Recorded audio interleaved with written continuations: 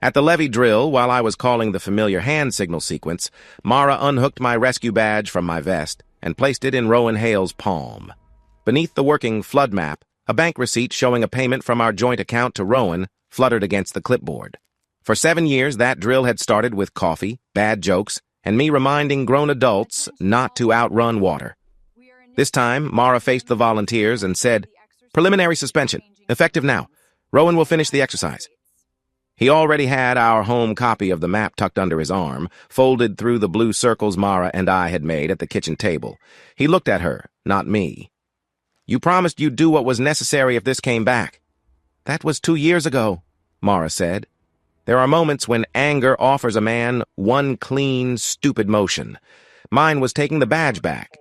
Instead, I slid the receipt into a clear map sleeve, told the downstream spotters to continue under the posted chain, and watched Rowan call my drill in my cadence. When the last radio check ended, I found Mara behind the supply trailer. "Is Rowan why you backed the suspension?" "Yes." "Did you send him this money?" Her eyes settled on the sleeve. "Yes." "What was he to you?" She took one breath too long. "My lover. 2 years ago."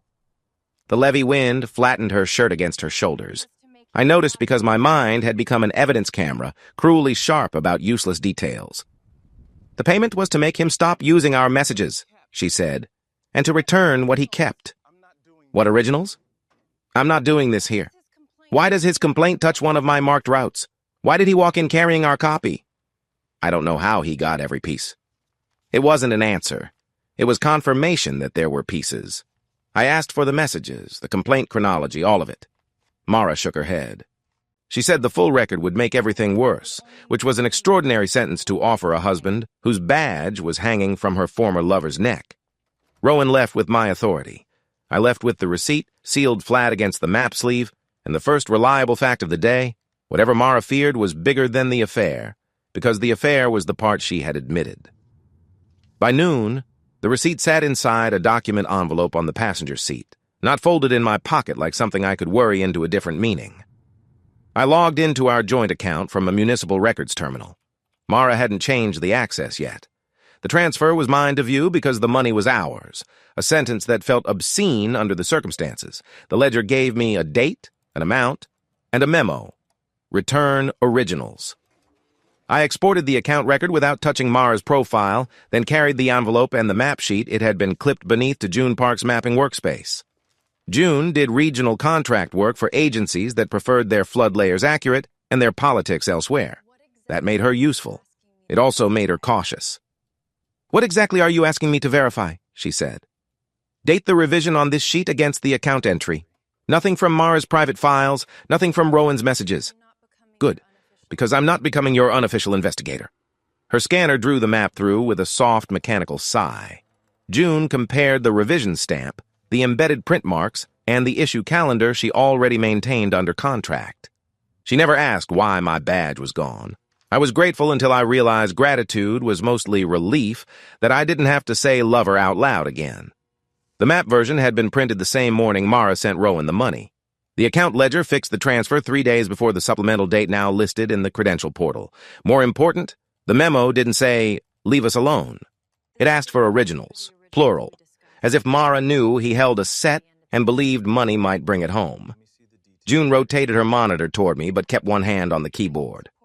"I can support those dates. I can't support the story you're building around them." "That's fair." "Is it?" It wasn't. Fairness had nothing to do with the hot, stupid satisfaction I felt when the timestamps lined up. We saved a read-only copy for the state credential liaison. June recorded what she had compared and returned the paper map to me. I kept the original receipt in its sleeve. Before I left, the portal changed from preliminary review to supplemental material pending. Mara's payment had not quieted Rowan. It had landed 3 days before his next official move, and now that move was at the door. The next business morning, Darius Cole, the state credential liaison, put me on a secure video feed and held Rowan's packet in front of the camera. Darius had the patient voice of a man who spent his days explaining that a process could be fair and still ruin your week. He confirmed that the ledger copy I'd submitted was preserved separately. Then he opened Rowan's supplement. The filing paired 2 rectangles. One was a clipped affair message from Mara, stripped of the messages before and after it, The other was a piece of our communal flood map. I could see the crop boundary because it cut a route label in half and left the edge of a handwritten note hanging like a severed sentence. Rowan's statement claimed the fragments showed a shared private motive. Mara had inside access, I had altered procedure for personal advantage, and the two of us had tried to control what the town saw. Then Darius enlarged the map. A red line bent away from the published route and crossed an access lane I knew too well. There was no approval mark beside it. No second set of initials. I'd spent years teaching volunteers that an unsigned correction was not a correction. It was an argument waiting for weather. I wanted the line to look foreign. It didn't. The angle at one turn felt familiar, the way a word can resemble your handwriting without being enough to swear to under oath. I couldn't call it fabricated. I also couldn't tell from Rowan's crop when it was drawn why or what notes had been cut away. "Is that your mark?" Darius asked. "I don't know from this image." "Can you deny it?" The honest answer caught in my throat. "No." Darius nodded once. He didn't treat my hesitation as guilt, and he didn't treat Rowan's cropping as innocence. He said authorship, emergency context, and motive were three separate questions. Until originals answered them, the packet had enough technical specificity to require action. The map behind the levee drill had always been our shared memory. Where water went, where people waited, what we had learned the hard way. Rowan had cut it down until it became a weapon small enough to staple beside a marriage secret. Mara had confessed enough to make me hope the professional accusation was smoke. The red line ended that hope. Rowan's theory was shaped. His evidence was incomplete. But at the center of it sat a mark I might have made, and Darius now had to decide what authority I could keep while he found out. Darius's decision arrived that afternoon as a 6-page notice with the emotional range of a parking citation. Effective immediately, my rescue authorization was frozen. So were my paid instruction assignments. I could submit a documented response and request records. I could not lead a drill, direct personnel, approve a route, or present myself as active command. I called Darius because reading the same paragraph 9 times had failed to produce a secret paragraph 10. "This isn't a finding of falsification," he said. "It removes me before a finding. It protects the field while we establish the record." "From what? A cropped image?" "From an unresolved correction involving public safety. Cropping affects weight. It doesn't make the red line disappear." He was right in the specific, infuriating way procedure is often right. I asked whether my reputation, prior evaluations, and 7 clean seasons counted. "They count as history," Darius said. "They don't substitute for originals." My teaching calendar updated while we spoke. 4 colored blocks vanished from the next 2 weeks, along with the income I'd already assigned to the mortgage and insurance. The blank spaces bothered me more than the money at first. A schedule had always been proof that somebody needed me somewhere. One of the drill volunteers texted asking if I could stop by unofficially and keep the next exercise from turning into a committee meeting with flotation vests. My thumbs hovered over yes. I knew every weak point in that setup. I also knew an informal return would become Rowan's easiest exhibit. I answered that I was unavailable under the suspension order. That should have felt like discipline. Instead, it felt like agreeing to my own replacement. I printed the notice and laid it beside the sleeved receipt. Badge with Rowan, receipt with me, cropped packet with Darius, originals unknown. It was the kind of inventory I trusted because objects didn't soften a fact to protect a marriage. Before ending the call, Darius reminded me that the response channel remained open. "Evidence, Eli, not reputation." I said I understood. What I understood was that a single unsigned line had emptied my calendar, cut off my authority, and made 7 years of good decisions feel like background material. The official process had not called me guilty. It had done something I was less prepared for. It had declared that the town could proceed without me while the truth caught up. And because the freeze was public, Rowan's version would have a head start. The suspension notice reached the neighborhood coalition before it reached 2 of my scheduled classes. That was how information moved in town. Not fast enough to update a flood map, but plenty fast enough to update an opinion.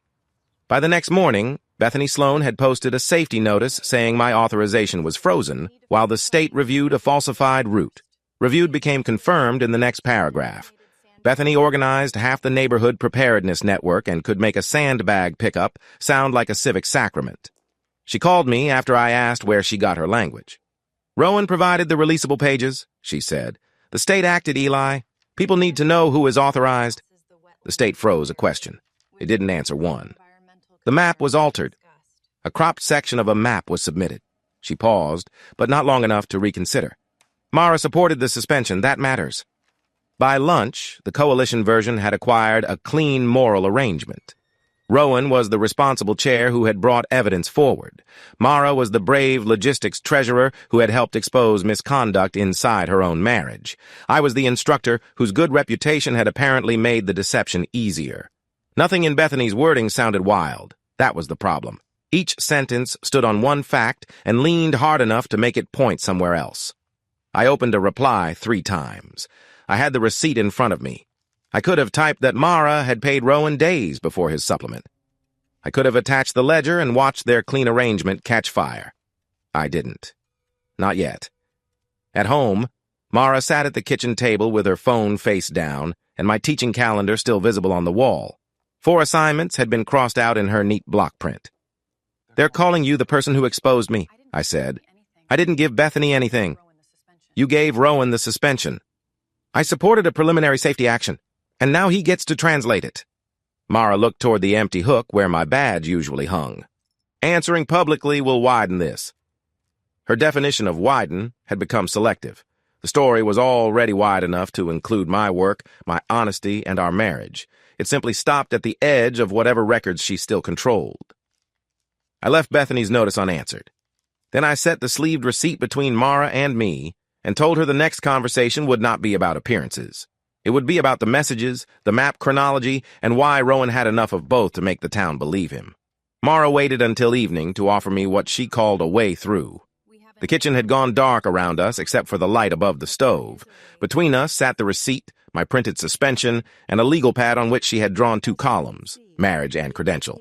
She wanted the line between them to behave better than either of us had. "I'll withdraw my support for the suspension," she said. "You tell Darius the route change was emergency necessity. Keep the response there. Rowan's personal theory falls apart." And the cropped message? "Private history, irrelevant to whether the route was safe."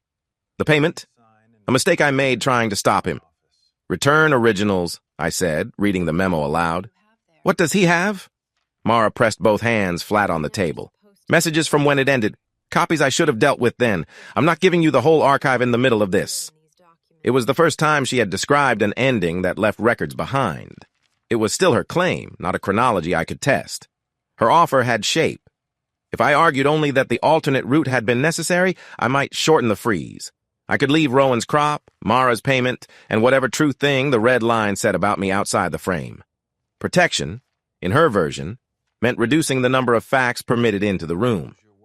"No," I said. She stared at me. "You'd rather lose your work?" "I'd rather know what I'm defending." "You know the route saved time. I don't know when the paper changed, who had it, or why Rowan has our private material beside it. I want the complete message and map chronology. That includes things done to me, Eli. And the credential evidence includes things I may have done. We don't get to protect only one of us." I used Darius's response portal to request the county radio chronology and shelter records from the old evacuation. 2 confirmation numbers appeared. For once, movement didn't feel like command. It felt like surrendering control to records that might not favor me. Mara watched the screen. Then she said she would secure the boathouse and limit equipment access to authorized personnel while we separated. She controlled the logistics credentials. I co-owned the building. Neither fact softened what she was announcing. "You're locking me out. I'm keeping a suspended responder away from operational gear. You're also keeping me away from the originals." Her face tightened, but she didn't deny it. I sent the requests. Mara refused the archive. The line she had drawn between marriage and credential stayed on the pad, while in the real house both columns bled through the paper. At dusk, the boathouse looked exactly like property I owned. Gray siding, warped dock, security light warming above the door. Wind drove small waves under the pilings. Through the wall, I could hear a loose carabiner tapping against a rack. Familiar sounds from a room I could no longer enter. My old code gave me 1 red blink. The second attempt produced a longer tone, as if the lock had become disappointed in me. Then the door opened 6 inches and Omar Velez filled the gap. I knew Omar as the equipment captain who could find a missing battery by listening to denials. Tonight he held a clipboard against his chest. Eli, you're not on the authorization list. I'm here for my field notebook. Green cover, top drawer of my locker. Mara stood behind him at the equipment table. My canvas bag sat by her feet. She had folded 3 shirts and added my shaving kit with the efficient care of somebody packing for bad weather. The credential order doesn't allow unsupervised access, Omar said. Submit an evidence request. I'll supervise if it's approved. I don't need the gear. I need my own notes. The notebook has operational notes, Mara said. That's the point. My phone buzzed. The shared account had signed me out. I tried the password once, then stared at the rejection. You changed that too? I changed the login, Mara said. You still have ownership. You don't have unilateral access while this is under review. Co-owner had become a decorative title. I could see my locker beyond Omar. 3 steps, maybe 4. I pictured pushing the door, taking what was mine, and spending the rest of the year explaining why a suspended responder thought rules ended at his property line. Omar watched me calculate it. He didn't reach for me. He didn't have to. Log the notebook where it is, I said. Don't move it without notice. I can log that request, he said. Mara lifted the bag. Take this, please. Please was the kind of word that could impersonate tenderness if you were tired enough. I took the bag. I left the receipt sealed in its clear sleeve inside my coat. The lock snapped behind me. Water slapped the pilings. Metal tapped beyond the wall. Omar turned the deadbolt. I walked to my truck instead of testing the door again. By the time I headed for Willa's house with temporary clothes, no notebook, and nowhere else to sleep, humiliation had turned mean. Being suspended felt like losing a role. Hearing that lock felt like losing the right to exist where my own life was stored. Willa's spare room had a brass lamp, a stack of quilting magazines, and a closet that smelled like cedar. Ordinary things became almost aggressive when you arrived carrying one canvas bag. The bed had clean sheets. My house key was still on my ring, useless for every place I needed. Willa put soup in front of me and didn't ask whether Mara deserved hatred. That was one reason I trusted her. She could leave a silence alone until it stopped performing. She saw the clear sleeve when I set my coat over a chair. That's the payment receipt? Yes. And the notebook? Locked inside. Willa sat across from me. Mara left something here once, she said. 2 years ago. The night before my birthday. I put the spoon down. What kind of something? A drive in a sealed pouch.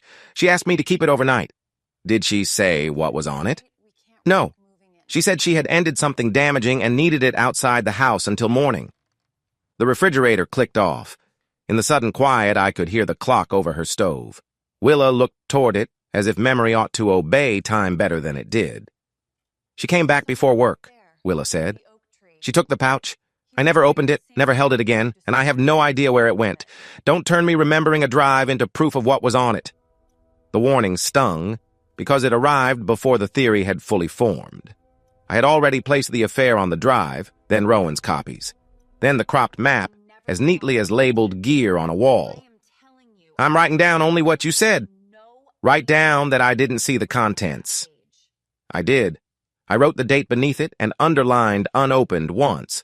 Not because Willa asked, but because I knew what my mind did with gaps.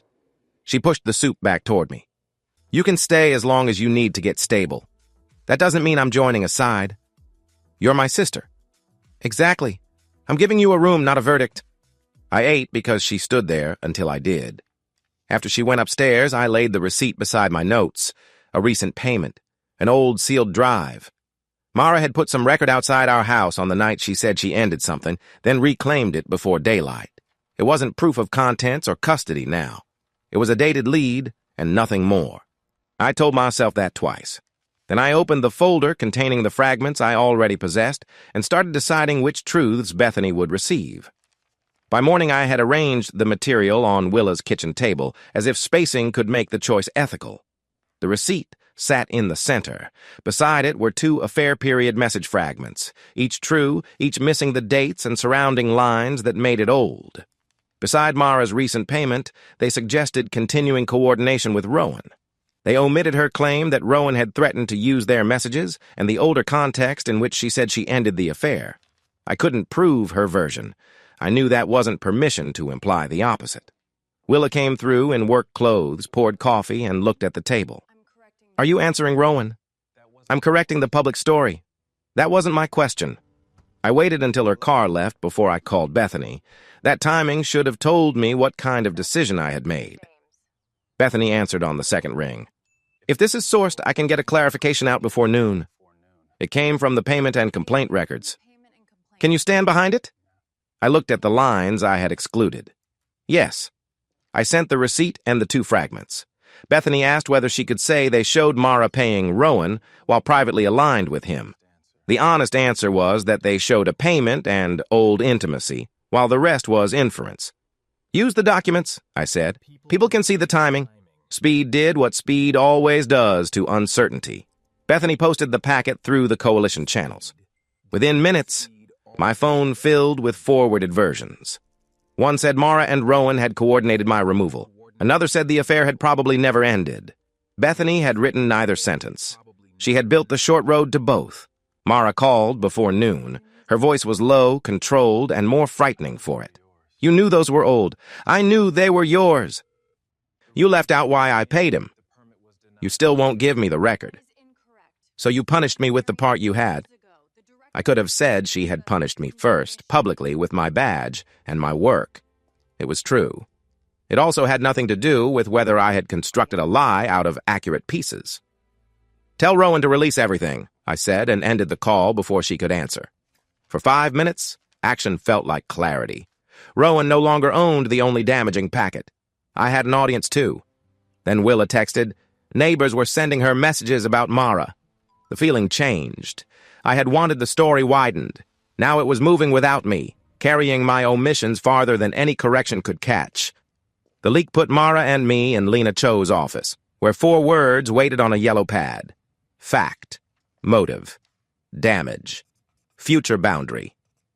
Lena left enough space under each heading to make both of us look unprepared. Mara had brought me coffee the way I used to take it before early drills. I left it untouched. Lena noticed the cup, then looked at Mara. If care is relevant, put it under motive, she said. It can't replace fact. We started with the suspension. Mara folded her hands and said Rowan had contacted her just before she supported it. He knew about the unsigned red correction. He told her he would put their old messages beside the map and explain both to the town unless she cooperated. What did cooperate mean? I asked. Support an immediate safety review. Stop you from making this bigger while I tried to contain him. You paid him. Yes. And handed Rowan my authority. Mara looked down. Yes. Lena pointed to the first heading. When was your last voluntary contact with Rowan before this threat? Mara gave a date from 2 years earlier, the night she said she ended the affair. That isn't the chronology in his complaint, I said. Rowan's filing described their involvement as continuing into a later period and made him sound like the one who finally walked away. Mara's hand tightened around the coffee she had bought for me. He kept contacting me. I didn't answer. Then show the log. I can provide some records through Lena. I'm not opening the entire archive to you. The word archive landed harder than her apology. She said she was afraid, hadn't slept, and thought keeping me out of the boathouse might prevent another procedural mistake. Each statement might have been sincere. None supplied a source. I said she had protected Rowan. Mara said my leak had turned her private failure into neighborhood entertainment. I started to tell her those harms weren't equal. Lena capped her pen. The small click stopped us. This joint session is over for today, she said. You are each using injury to skip a category. I need separate written statements under all 4 headings. Fact, motive, damage, future boundary. Mara looked at the coffee. Can I at least make sure he has somewhere to stay? That may be care, Lena said. It isn't an answer. I left with no raw messages, phone log, or proof beyond Mara's account. But her dates had created a testable conflict. Either she ended it when she said, or Rowan's chronology could survive the records. The next session would run on dates. Mara did not hand me the records. That mattered. At the follow-up, she delivered a limited affair period export and a phone log directly to Lena under the custody terms we had agreed to. Lena checked the scope, kept the export, and told me I would receive a contextual summary, not the files. I didn't argue. I read the summary alone in Lena's waiting room. It contained no intimate quotations. It gave dates, direction of contact, and what the records could support. First, Mara had sent a clear breakup message on the date she named in our session. Second, Rowan contacted her repeatedly afterward. The log showed his calls and messages arriving with no replies from her. Third, one ending period line said a backup would remain outside the house. Lena sat across from me while I reached the last page. Within the limited material, she said, Mara ended the affair. Rowan continued pressing for contact. That conclusion does not excuse the affair, and it does not authenticate any current threat. Where's the backup? Not produced. Did Mara say whether she still has it? That is outside what she released. One question was settled, and one absence grew larger. Mara had ended the affair. Rowan had not withdrawn from her life as his complaint suggested. But the raw backup, the thing that might show their full history and its connection to my map, remained beyond me. The findings should have felt like evidence in my favor. Instead, it made Bethany's packet glow in my memory. I had placed recent money beside old intimacy and allowed the blank space to accuse Mara for me. Rowan had cropped a map. I had cropped a marriage. At Willa's kitchen that evening, I asked her to repeat the drive date. She set down the dish she was drying. The night before my birthday, she said. Same date I gave you. Why? It matches something in the mediated summary. She studied me. Does that mean you know what was on it? No. Then you still don't know. I know Mara ended it. Rowan kept contacting her. Willa looked toward the papers I had brought home, but left inside my folder. And what does that do to what you sent Bethany? I could have answered then. Instead, I said, I need to look at it beside the summary. That sounds like you already know. She returned to the sink. I carried the summary to my room. Protected records still out of my hands, and their meaning no longer out of reach. The next honest conversation was going to cost me. June unrolled 3 root overlays across her work table and clipped the corners before she looked at me. It was a scheduled session, the door was open, and every file on the table was a read-only copy I was allowed to bring. I respected the structure for 12 minutes. We worked through revision dates until June asked whether Lena's process had resolved the affair chronology. June knew only what I had chosen to disclose after mediation. She had never seen the protected export. Mara ended it, I said. Rowan kept contacting her. There was a backup outside the house, maybe the drive Willa remembers. June nodded once. That changes context. It doesn't change our map access. I should have stopped there. Instead, I told her what Willa had asked, what Mara had said on the phone, and how it felt to realize I'd copied Rowan's method. The root sheets stayed open while I turned the workroom into a place to set down what I couldn't carry home. June took her hand off the mouse. Eli, is this something you are disclosing because it affects the work? No. Then we need to name what you're asking me to hold. I had no clean answer. Comfort sounded too small. Alliance sounded dishonest. I wanted somebody who understood records to tell me I was not becoming the worst thing I had done. June closed the digital layer. Her voice stayed calm. I care what happens to you. That does not make unscheduled private disclosure part of our work. From now on, scheduled root sessions only and only records you can lawfully share. No late work, no off-hours calls. The reasonable boundary hurt. I gathered my copies. June didn't soften the terms or punish me with coldness. Willa was at the kitchen table when I got home. Bethany's circulated packet was open on her laptop. Show me what you left out, she said. I gave her Lena's summary and set my fragments beside it. I explained that the messages were old, Mara said the payment answered a threat, and the mediated records showed she'd ended the affair while Rowan kept contacting her. You knew enough to know your packet would make people think the opposite, Willa said. Yes. You selected the frame. Yes. To hurt her, I made myself answer. Yes. That's reputational retaliation. Willa shut the laptop. You can stay in the spare room, but I'm done being where you come to hear that being hurt makes whatever you do honest. I don't trust your version right now. Only the requested operational record could move the case now. The morning after Willa told me she didn't trust my version, I went to the county dispatch archive with nothing left to spend but the records request I'd filed before I poisoned my own credibility. Micah Reed met me in a narrow room that smelled like warm plastic and old coffee. He didn't ask about Mara. Dispatchers have the rare civic gift of knowing when gossip isn't operational. Micah pointed to the county seal on his screen. The original stays here, he said. I preserved it under the retention hold. Darius gets a certified copy through his evidence channel, and you get to listen while I document access. That was more courtesy than authority required. He entered the date and pulled up the old shelter call. The speakers gave me static, rain, and my own voice stripped of memory. A timestamp sounded. The shelter had reported its primary approach unusable. Micah's recorded voice asked for an alternate. Then mine answered, tight and immediate.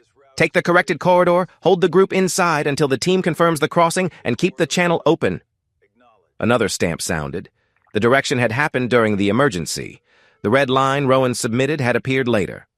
I gripped the edge of the desk. Hearing myself make a useful call gave me a quick, shameful lift, as if one correct decision might restore my badge, my house, Willa's trust, all of it. The recording couldn't do that.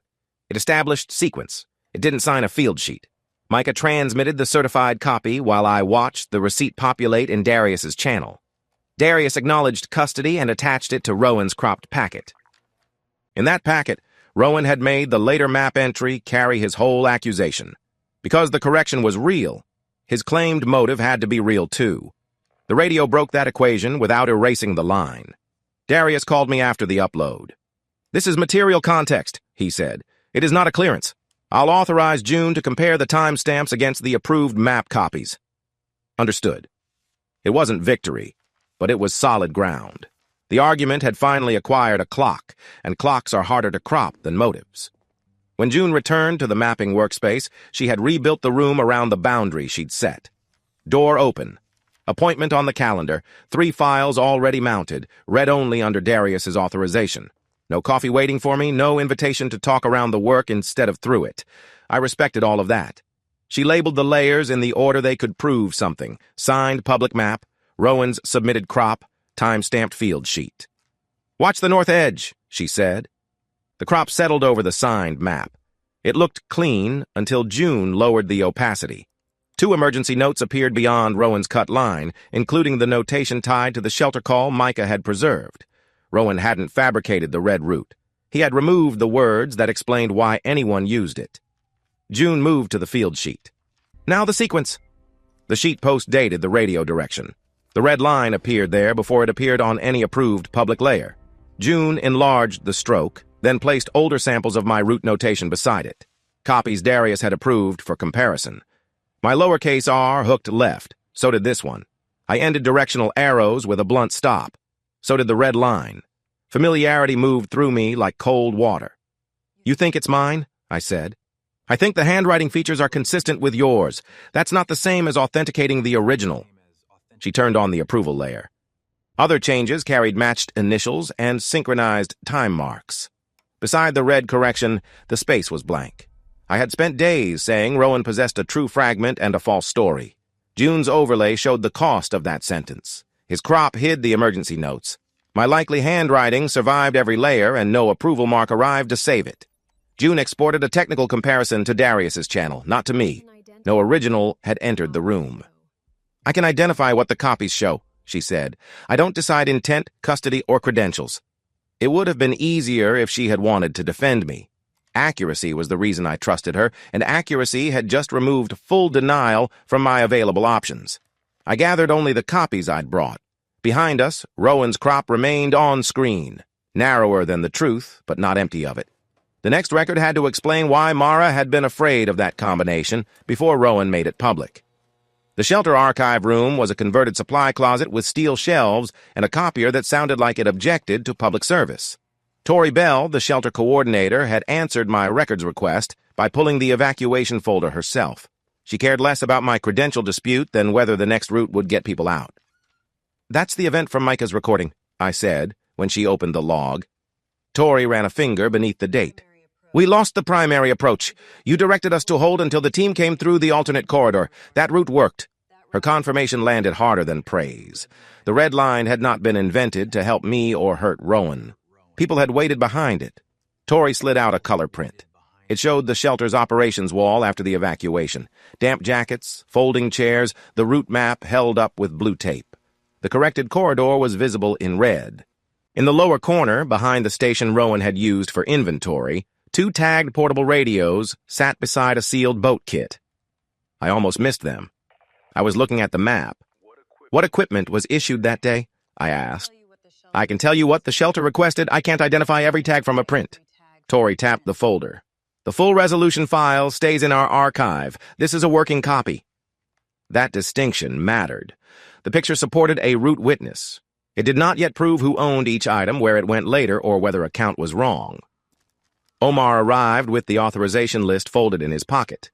He had enforced my exclusion at the boathouse without pretending to enjoy it, and he treated the photograph the same way, as a thing with limits. Tori handed him the marked print and signed the archive copy line. Omar added his receipt beneath hers. "I'll compare it to the current issue records," he said. "No conclusions from a corner." "Agreed," Tori said. "Just don't lose the corner." Outside the archive room, the current public route still hung on the shelter wall. The alternate corridor wasn't on it. Storm season notices had already been taped along the frame. The site took the warmth out of Tori's confirmation. A route could work once and still fail people later if the record never caught up. And in the photographs corner, Rowan's inventory station had left behind a second question nobody had known to ask.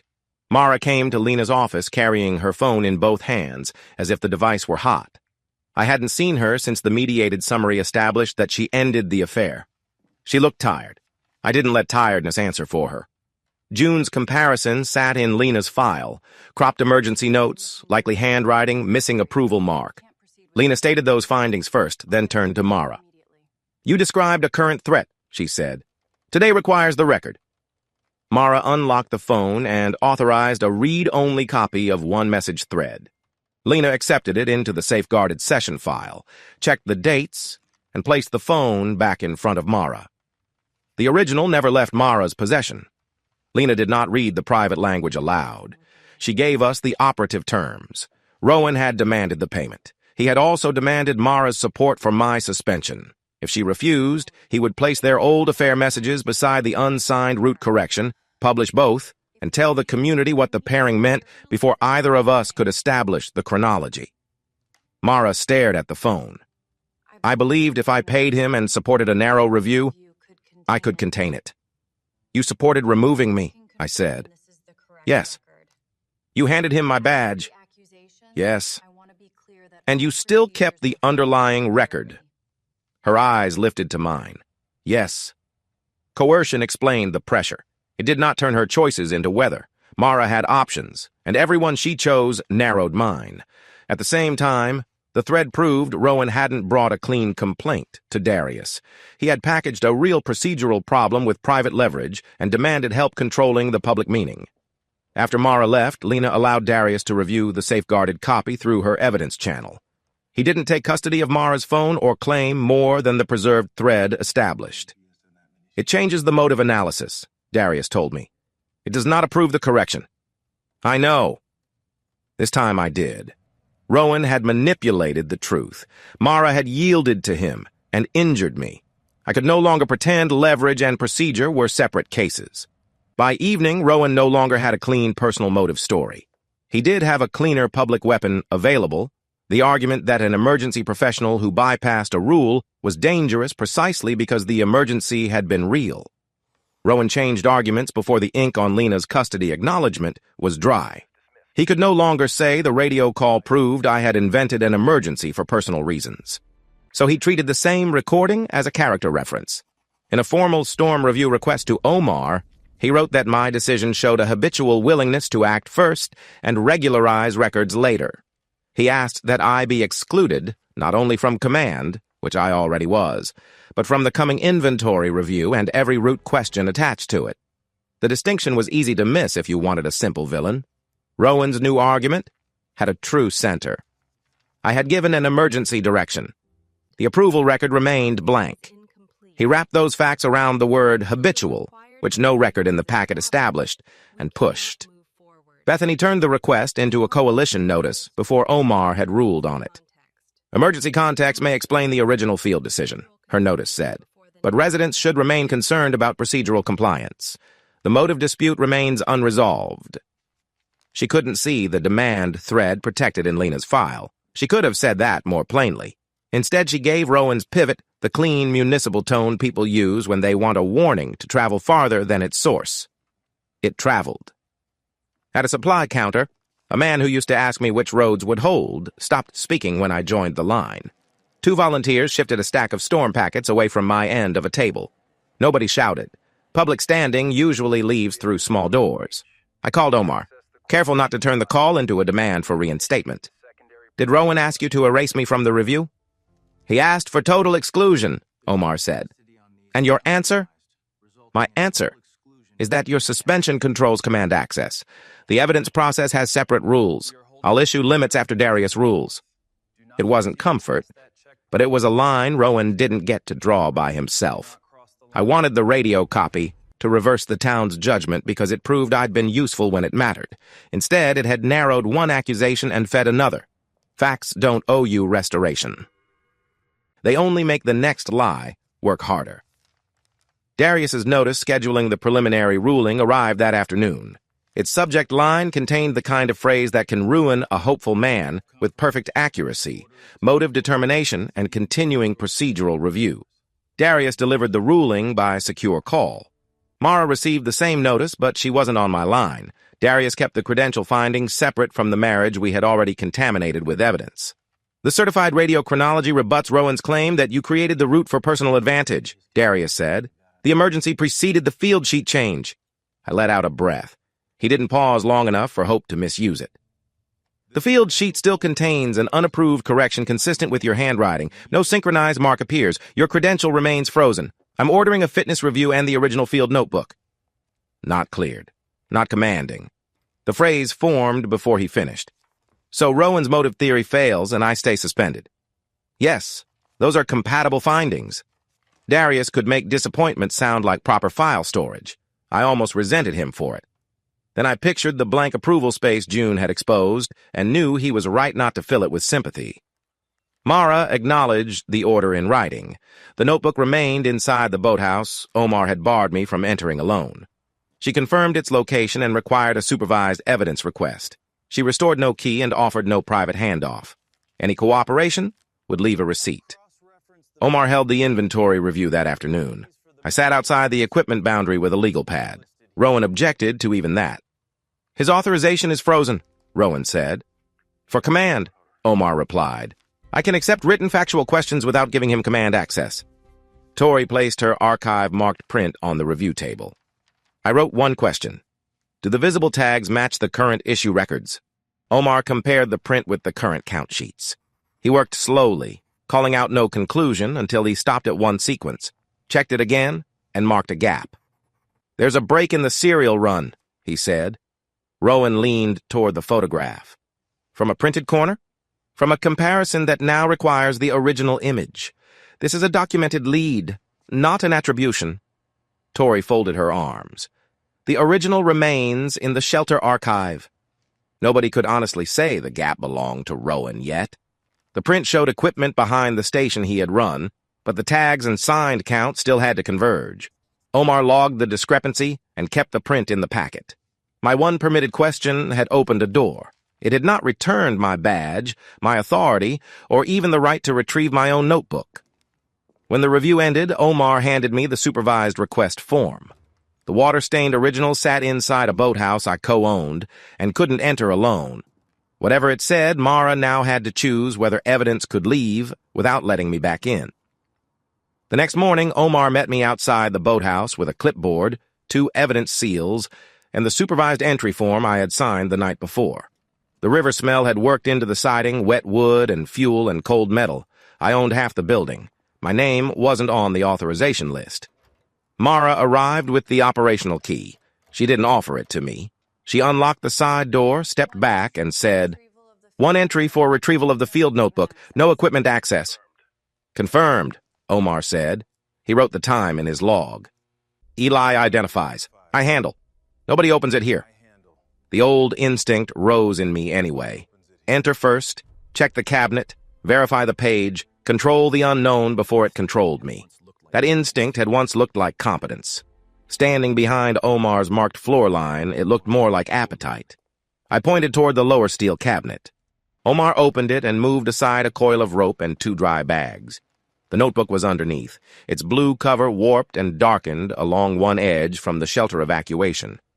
I could see the rubber band I'd wrapped around it. I could not see the page that mattered. "That's mine," I said. "Field book, flood season, 2nd quarter, water stain at the bottom right." Omar photographed it where it lay, lifted it with gloved hands, and placed it inside the evidence sleeve. He read the item description aloud, sealed both edges, and signed across them. Then he passed the custody line, not the notebook, to Mara. She read every word. Her pen hovered beside my name before she signed. "I authorized the transfer," she said. "I didn't restore access." I know. That was the whole exchange. No apology offered as a key. No cooperative gesture promoted into reconciliation.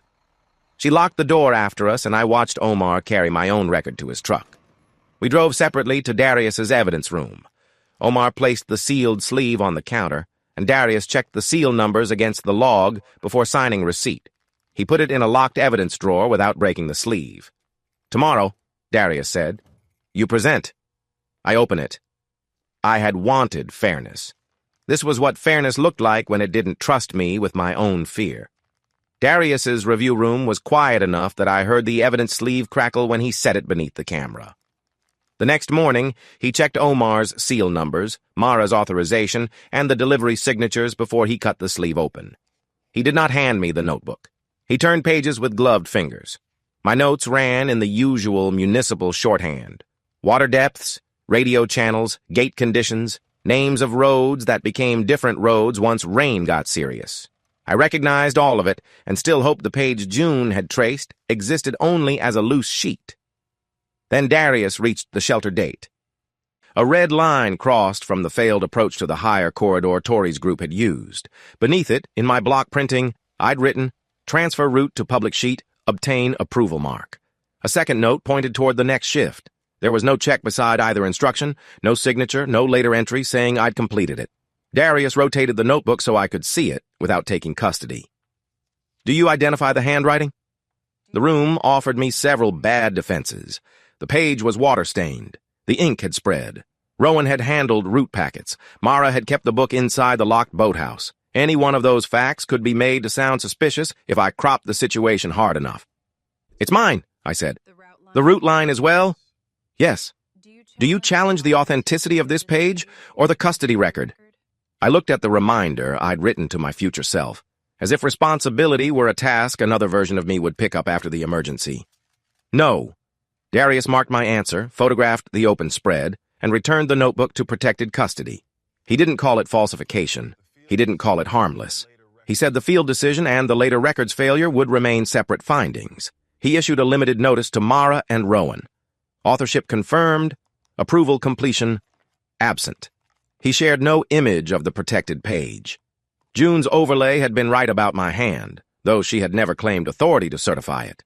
Mara had signed the custody line for evidence that now proved the fact she hadn't known when Rowan first tied it to his threat. And Rowan, for all his cropping and pressure, had one piece of truth strong enough to wound me without alteration. I left with no clean defense. The emergency still mattered. His manipulation still mattered. My leak still mattered. But innocence was no longer the thing I could honestly defend. From that page forward, I could argue only for the whole record and a consequence sized to what I had actually done. The map review reconvened around the long table in the equipment bay. Omar placed Tory's archive-marked print inside a clear sleeve beside the current count sheets. Darius's written instruction lay at the top of the packet. Preserve originals, distinguish emergency necessity from approval failure, document any proposed narrowing of the record. That last line didn't discourage Rowan. It gave him vocabulary. Mara sat at the far end because her protected demand thread was part of the proposed evidence. Tory stood beside the photograph she had supplied. Nobody there could confuse the meeting with a family conversation. Rowan tapped the public map, avoiding the photograph. "The notebook doesn't prevent an emergency exception. I can support that finding." "I don't need your support to tell Darius what happened," I said. "You need a practical outcome." He lowered his voice, though Omar was close enough to hear every word. "Submit the emergency record. Leave out the personal thread. Stop chasing an inventory mismatch from a blurry corner. I won't oppose reinstatement." Mara's chair scraped the floor. "The demand thread stays." Rowan barely looked at her. "I'm offering him a way to keep private damage private." Private damage was a strange name for leverage he'd already attached to my credential in public. Still, the offer reached exactly where it was aimed. My notebook was authentic. A narrow emergency defense might save the badge faster than a complete record that proved my own failure and my retaliatory leak. No, I said. Darius gets the threat, the notebook, and whatever the inventory records establish. Tori turned the sleeved print so the equipment corner faced us. This is the station Rowan ran that day. I pointed through the plastic, not touching it. 2 radio tags show here. The boat kit is behind the table. Those numbers are part of Omar's logged serial gap. Rowan leaned over. That's blur, not evidence. He pinched the top of the sleeve and pulled it toward himself. It shouldn't be in a formal packet. Omar caught the sleeve flat against the table. Release it. For a second, Rowan kept his fingers there. Then he let go. Omar logged the attempted removal in the review notes and reseated the print inside his packet. Tori said the shelter archives still held the full resolution file and access record. She would request the source through its signed process. The print alone couldn't prove what Rowan had omitted from his count. But his sudden need to make one corner disappear had become part of the record. I left without the exception he offered. Winning would have meant giving Rowan the same privilege I'd taken in my own leak, deciding which true pieces other people could see. June brought 3 rolled overlays to our next scheduled session and set them on the table between us. The door stayed open. The clock stayed in view. Those were not accidents. She had already made the boundary clear once, and she wasn't going to let my newly proven failure turn accuracy into intimacy. I told her what the notebook contained. Not the page itself. Darius held the original, and June had no authority over it, but my admission and the finding I was permitted to discuss. She listened, then said, "You keep describing this as if the page proved you're replaceable. It may cost me command. That's not the same sentence. It feels like it." June unrolled the public map. My red correction ran beneath her transparent root layer, useful and unsigned at the same time. When Mara chose Rowan, she said, you made that a verdict on you.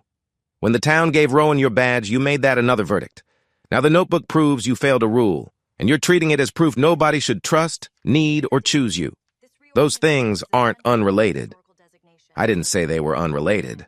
I said you keep making one variable carry all of them. Municipal work had trained me to admire a single controlling measure. River stage, clearance height, radio range. June was telling me I'd turned usefulness into that measure and applied it to a human life. Mine first, then everyone else's. She rested her hands on the rolled edge of the overlay. My family made me responsible for a sibling's recovery. If I kept things organized, stayed available, solved the next crisis, I was good. If recovery stalled, I felt cruel for wanting a life. I don't build closeness that way anymore. I won't be needed into loving somebody, and I won't let somebody use me to prove they're worthy. The room went still around the word loving, but she hadn't offered it to me. She had named a boundary. I looked at the red line. I used command to avoid feeling replaceable. Then I used analysis. When that didn't work, I used the leak. I made Mara look worse because being the injured one felt safer than being the man she could replace. June nodded once. No rescue, no absolution. Insight doesn't make you safe overnight, she said. I know. I wanted knowing to count as repaired conduct. It didn't. The map remained accurate. My admission remained true. June rolled the layers back up and left at the scheduled time, which was how she kept caring from becoming another assignment.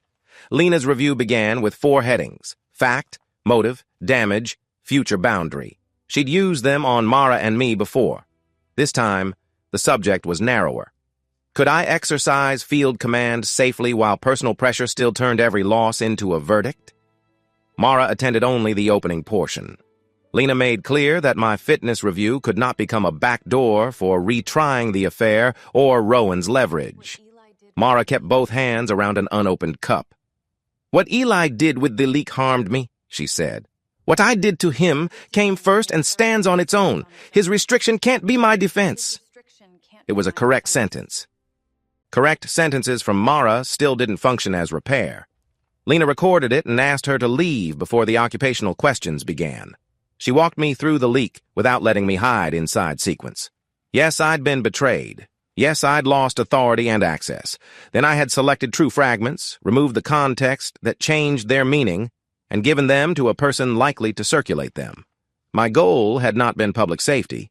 It had been pain with an audience. You understand that now, Lena said, Why isn't that enough for clearance? Because June had already answered. I didn't have to improvise. Understanding the failure today doesn't prove I won't repeat it tomorrow under pressure. And removal from command means what to you? I took longer there. It means I'm restricted from command. It doesn't mean I'm worthless. Do you fully believe that? No. But I know the difference between a belief I need to work on and an authority other people have to risk themselves under. Lena's finding arrived that afternoon. She documented that I had converted private injury into public retaliation and still linked professional removal with personal worth strongly enough to impair judgment. She did not call me permanently unfit. She did not call me presently safe. Darius sent his adoption notice separately. The technical review remained open, including Rowan's manipulation and my unsigned correction. Independent of its outcome, my fitness clearance for field command was temporarily withdrawn. I read the notice twice, looking for the sentence where honesty earned something back. It wasn't there. Condemnation says a person is the worst thing he has done. Restriction says the thing he did has made certain trust unsafe for now. I preferred the second, but preference didn't reduce the loss. Mara received the boundary without controlling it. Rowan could be fully exposed, and I'd still be unfit for command. With my badge frozen, my clean defense gone, and Willa's spare room still my address, I had to decide how to live without turning separation, or June, into retaliation. Mara returned my personal records at the Mercer house 2 days later. Willa drove because I still lived in her spare room and carried a file box to the porch. Paper, not peacekeeping, she said. It was all the trust she offered. Lena sat at the dining table. Mara stacked my tax files, teaching records, passport, and personal key. The key restored home access, not operational access to the boathouse equipment, and Lena wrote the distinction into our agreement. Mara said, "You can move back whenever—" "No," I said. "I want a formal separation." The word landed without drama, which made it heavier. We established independent spending accounts, documented transfers for shared bills, and scheduled mediation for marital contact. I could enter the house for personal property and records, but I would keep living with Willa. Mara retained the operational boathouse limits required by my suspension. Any change had to go through the authorized process. Inside the returned account file, I found a narrow receipt for a sealed storage pouch. The date matched the night Willa remembered Mara leaving a drive at her house 2 years earlier. Willa leaned over my shoulder. "That's the night." "What was in the pouch?" I asked Mara. "I'm not answering outside Lena's process." She let me make a copy. The original stayed in the account file with her, exactly as Lena logged it. The receipt proved no contents and no present custody. It did give the old external backup story a second date independent of memory. That evening, June met me after our scheduled root session for the conversation we'd both been avoiding. We stood beside her packed overlays, in full view of the empty municipal workspace. "I told Mara we're formally separated," I said. "Mediated contact, separate money. I'm not moving home." June nodded. "That makes your status clear. It doesn't make you available to me." My chest tightened anyway. "Is that because you don't want this?" "No," she held my gaze. "I want you to. That's why I'm ending off-hours contact." The answer gave me what I'd wanted, and took away the dishonest use for it.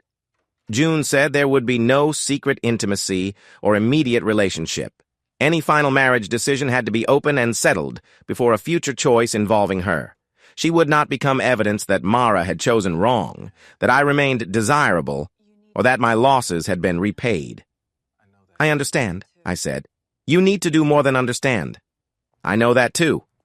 We left separately. If Tori secured the authenticated shelter file, our next contact would be scheduled work. I had a real alternative. For once, I didn't turn another person's desire into a ruling on my worth. The shelter archive station looked like every underfunded public records room I'd ever seen. Beige counter, humming terminal, laminated rules curling at the corners. What mattered was the waist-high line on the floor. I stayed behind it. Tori met us with the signed access request already approved. She controlled the terminal. Darius stood beside the submission port. June had a read-only verification screen, and Omar carried the printed photograph Rowan had tried to pull from review. Rowan arrived long enough to renew his objection. "A file produced now doesn't prove what existed then," he said. Darius didn't raise his voice. That's what the access history and timestamp will address. Tori signed into the archive, entered the request number, and opened the shelter folder without letting anyone else touch the controls. The system displayed the original image at full resolution, along with its creation record and every later access. She confirmed the source entry, signed the retrieval log, and transmitted the preserved file and log directly to Darius's safeguarded account. June worked from the verification copy generated by the archive. I'm not authenticating custody, she said. Darius has that responsibility. I'm comparing the file's recorded creation time against Rowan's inventory certification. She read both dates aloud. The photograph predated the certification. When Tori enlarged the equipment corner, the blur Rowan had complained about disappeared. 2 portable radios sat behind his count station. A boat kit rested below them. The tags were sharp enough to read, though Tori didn't claim to know what each number meant. I know where the picture was taken, she said. Omar knows the equipment. Omar set the paper print beside his closed ledger. Now I can compare exact tags. Darius acknowledged receipt of the file and signed log. Rowan's clarity objection was gone. So was his custody objection. He could still challenge what the image meant, but he could no longer pretend it was an unreliable enlargement passed through my hands. That distinction hit me harder than vindication should have. The strongest evidence against Rowan had arrived without my credibility attached to it. It didn't depend on Mar's affair, my handwriting, or whether anyone believed my motives. For once, the record didn't need me to rescue it. It only needed Omar and Darius to open the inventory ledger. The comparison took place in the equipment review room, where every folding table had one short leg and every official binder looked designed to survive a minor flood. Darius displayed Tori's preserved image on a red-only monitor. She confirmed the wall, the date, and Rowan's count station, then stopped. She didn't identify the equipment because that wasn't her job. Omar handled that part.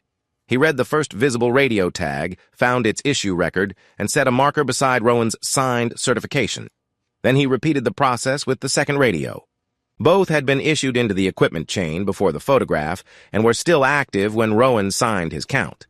Neither appeared on his certification. The boat kit took longer because its tag was partly hidden by a strap. Omar matched the visible digits against the issue ledger and a maintenance entry. The number resolved to one kit assigned to the same station. It was missing from Rowan's signed count, too. Rowan sat very still. That certification covered deployable stock. Omar turned the form toward him. It covered all issued field assets at that station. You signed beneath that language. Darius reviewed the 3 matches before stating the finding. 2 portable radios and 1 boat kit had been present at Rowan's station and omitted from the certification he later used to support his attack on my route response. The room went quiet in the particular way people go quiet when a suspicion becomes a record. Rowan didn't shout. He studied Tori's access log and said, "Then the archive chain and this comparison need independent review." It was controlled, almost reasonable. That made the tactic clearer. He couldn't call the photograph blurry anymore, so he moved the fight to custody and Omar's authority. I'd imagined this moment as a door swinging open. Rowan's omission would be proved, his complaint would collapse, and my badge would somehow remember its way home. Darius closed that fantasy before it could settle. "This finding concerns Rowan's certification," he said. "It does not erase Mercer's unsigned correction." My notebook remained authentic. The public map still hadn't been synchronized. My leak remained mine. We finally had official proof that Rowan had shaped his accusation to protect himself. We did not have proof that I deserved command. The structure of the case could no longer hold one clean villain, which meant it could no longer offer one cleanly innocent man either. Rowan challenged Omar before the storm roster could rely on the finding. Storm preparation turned the equipment bay into a maze of charging cables, dry bags, and laminated checklists. I stood outside the marked command area with no roster slot and no authority to cross the tape. Rowan entered the review carrying a written challenge to Tori's archive retrieval. He argued that Omar had become personally invested in discrediting him and should be removed from the storm roster until someone else repeated the inventory comparison. Tori kept her answer narrow. "I retrieved the file under the approved request and signed the access log. I didn't perform the count." "That count is still disputed," Rowan said. Omar didn't defend his character. He defended the process.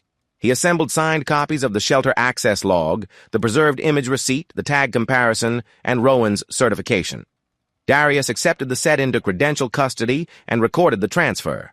The originals stayed with their authorized systems and custodians. Then Omar changed the current issue procedure. "Effective now," he said.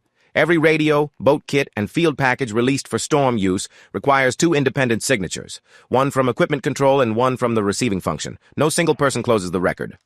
Rowan looked toward the roster. "You're imposing this to make my certification appear suspicious." "I'm imposing it because the current count is contested and the equipment still has to work." That was the entire argument. No speech about loyalty. No demand that anyone trust Omar more than Rowan. 2 signatures replaced the need to choose a personality. Tori submitted the shelter's storm supply request under the new rule. Omar logged it but did not issue anything early. Darius retained the signed evidence copies. Rowan could keep disputing the old record, but he could no longer privately shape the new one. I watched a safeguard succeed without giving me a uniform, a badge, or even a place inside the tape. A few weeks earlier, I would have treated that as an insult. If the system used a solution I hadn't designed and authority I didn't hold, some part of me would have called the outcome incomplete. It wasn't incomplete. It was lawful protection that didn't require my restoration. One question still sat outside the inventory chain. My correction had remained unflagged after the shelter emergency, despite a radio chronology showing when it began. Someone at dispatch had seen the gap and delayed escalation. Micah had the timestamp that could explain why. Producing it would also document his own failure. County dispatch preserved time in ways memory couldn't. Every transmission, acknowledgement, and email carried a clock that didn't care who looked better afterward. Micah met Darius, Rowan, and me in the dispatch review room. The county original remained in its protected system. What Micah placed before Darius was a certified copy of an email sent after the shelter emergency, while my route correction still lacked synchronized approval. The message recorded Micah asking whether the discrepancy needed escalation. Rowan's reply said the correction was being handled through the volunteer side. Rowan read the line twice.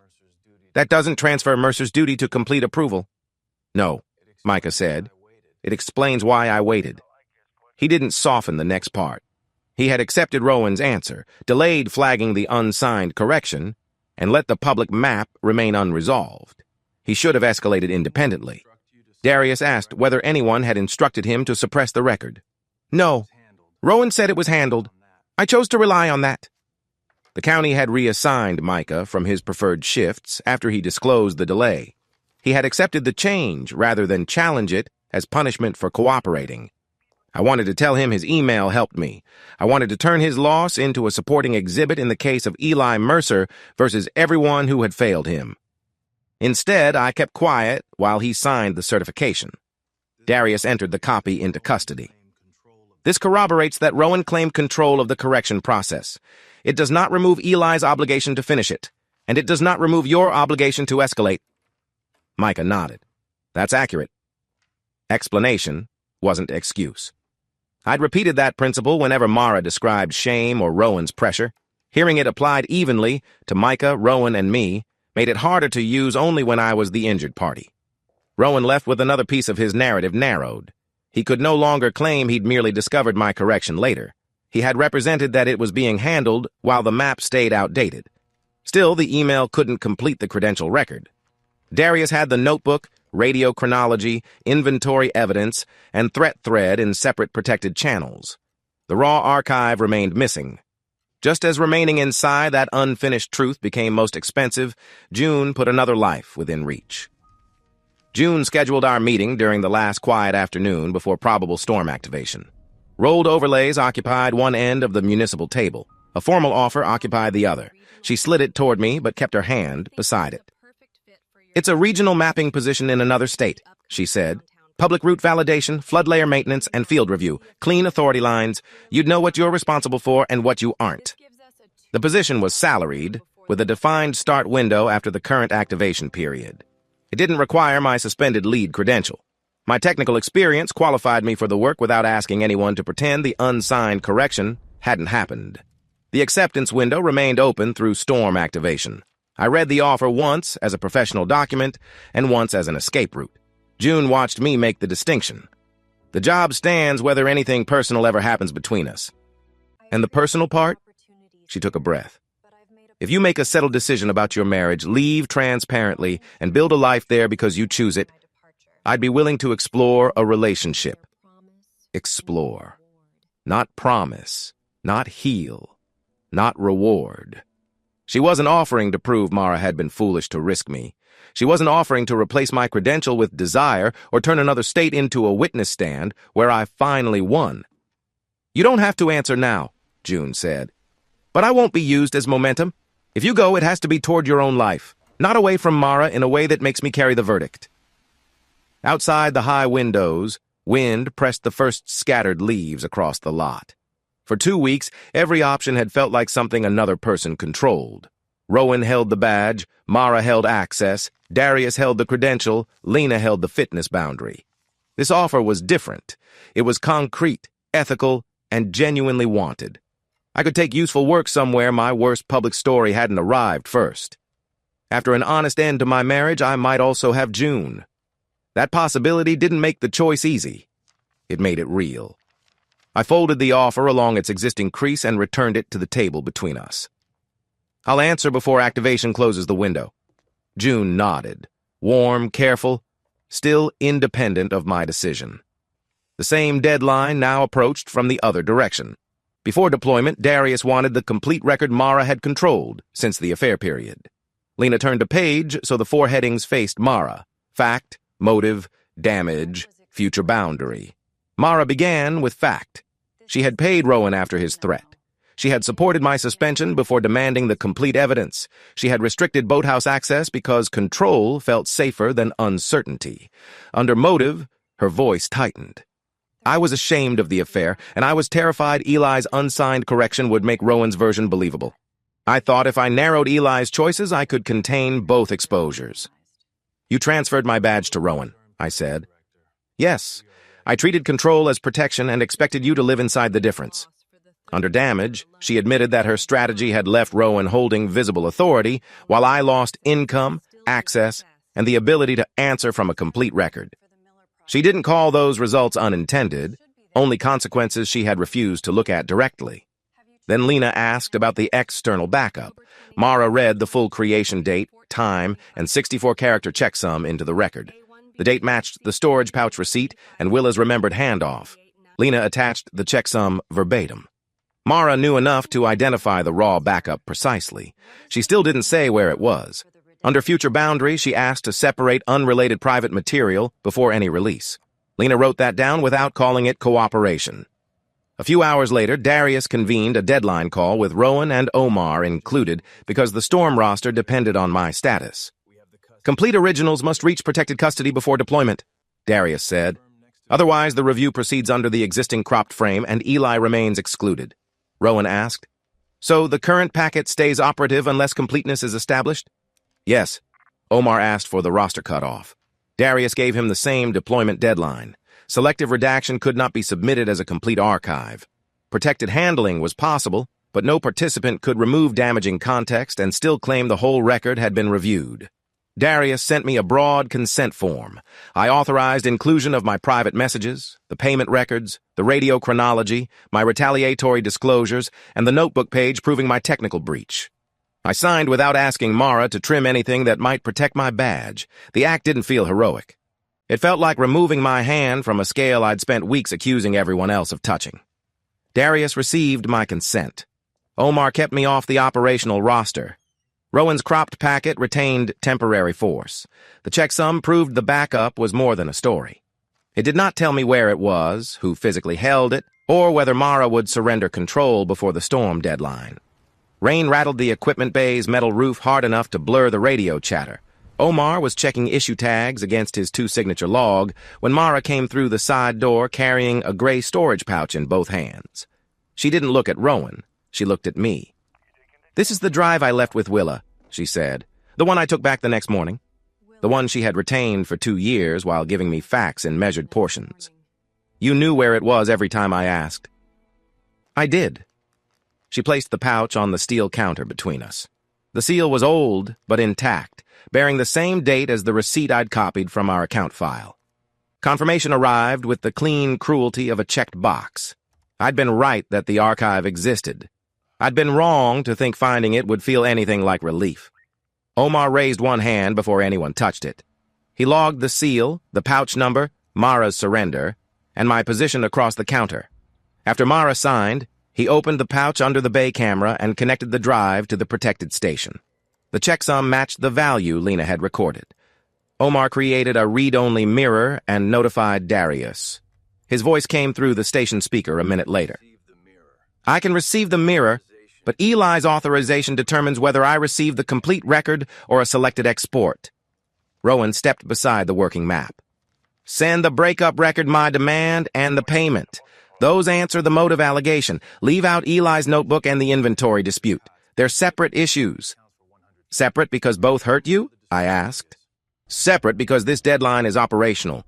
You can settle old scores later or you can clear the route now. It was the same bargain he'd offered before, stripped of any effort to sound private. His crop would protect me from one accusation while protecting him from the equipment record and protecting my lead credential from my own handwriting. Mara unlocked the equipment store, then stopped beside Omar's custody log. I brought the whole archive, she said. I'm not deciding what Eli submits. Omar looked at me. Complete package or selected export?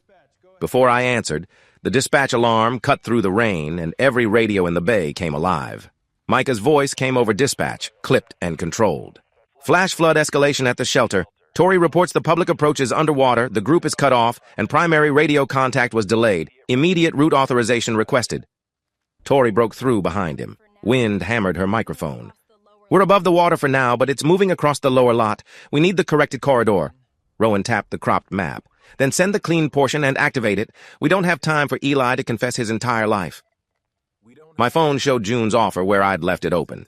Its deadline had arrived beside the evidence deadline, as if the world had decided subtlety was a municipal expense it could no longer justify. I called her because she deserved the answer directly. I'm not taking the position, I said. Not now, and not as my exit from Mara. June was quiet for one breath. Are you sure you're not staying to prove something? I'm sure I won't use you to prove I was worth choosing. I understand, she said. Tell the whole truth, Eli. When the call ended, I looked at the drive, the map, and the badge Rowan still wore. For weeks, I'd treated all three as parts of one verdict. Command meant value, desire meant value, replacement meant none. They weren't one verdict. They never had been. Complete package, I told Omar. No omissions. I authorized the raw archive, my notebook page, the affair and threat records, the payment, Micah's radio chronology, my retaliatory leak, Rowan's inventory certification, and Tori's authenticated shelter image with its access log and route history. Mara stared at me as the transfer began. She finally understood I wasn't asking the record to save me. Rowan reached toward the station. Omar blocked him without drama. Darius confirmed receipt through the speaker. The archive is complete. The corrected route is verified for this deployment. That does not restore Eli's command authority. Mara opened the equipment cages. Omar issued the activation order and named himself field lead. Then he faced me. You're authorized as route spotter only. You advise me. You don't command personnel, release equipment, or change the plan. Understood. Whatever chance remained of keeping my lead credential had gone out with the complete archive. In its place was a smaller authority, lawful and bounded, with people waiting at the other end of it. Omar pointed toward the vehicles. Move! Mara stood at the equipment counter while Omar and she signed each release. Radios, flotation gear, and the boat kit moved through the chain. Rowan's old count had broken. She opened the store, but Omar decided what left it and where it went. Darius confirmed my limited assignment over the radio before we rolled out. Mercer remains route spotter only, he said. Omar retains command. Confirmed, Omar answered. I sat beside the working map, with no badge and no command channel. That arrangement would once have felt like public humiliation. With Tori's voice cutting through the static, it felt like a rule worth obeying. Micah relayed water levels and shelter contact, while rain swept sideways across the windshield. The public approach disappeared beneath brown water near the first turn. Omar redirected us toward the corrected corridor, the red line I'd drawn after the earlier evacuation, and failed to synchronize afterward. The route climbed behind a row of maintenance buildings before narrowing beside a drainage field. Water sheeted across the pavement, reflecting our lights in broken strips. I saw a submerged marker leaning where the corridor bent. "Marker left," I told Omar. "The usable lane stays right of it." Omar studied the water and gave the order to slow. His call, not mine. Farther ahead, debris had collected against a fence opening. I reported what I saw. Omar chose the alternate side and kept the vehicles inside the verified corridor. Each time I felt an old command rise into my throat, I converted it into information and let him decide. Tori's group waited on the shelter's higher loading side, soaked and frightened, but organized.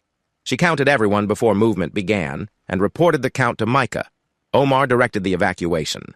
I stayed where he placed me and marked the safe return line. The last vehicle cleared before water crossed the corridor behind us. Nobody suffered more than cold, exhaustion, and a few minor scrapes.